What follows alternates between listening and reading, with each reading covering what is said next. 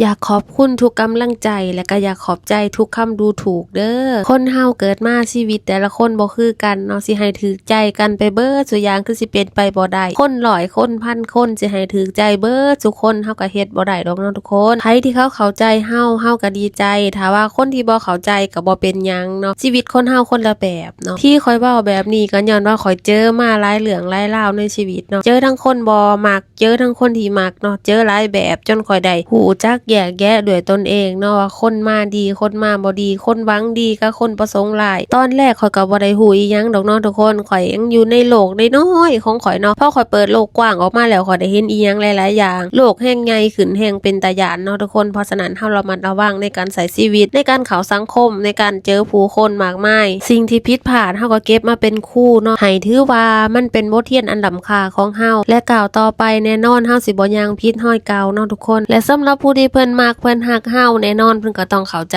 เฮาสำหรับผู้เพิ่นที่บ่มักบ่ฮักเพิ่นก็บ่เข้าใจและแน่นอนเพิ่นก็ต้องคิดด้านลบๆของเฮาเพิ่นก็สิหาเบิ่งแต่ข้อผิดพลาดของเฮาเพราะฉะนั้นอย่าไปให้ค่ากับคนที่เขาบ่ฮักเฮาเนาะให้ค่ากับคนที่เขาฮักเฮาเอ็นดูเฮาแพงเฮาเข้าอกเข้าใจเฮาดีกว่าเนาะทุกคน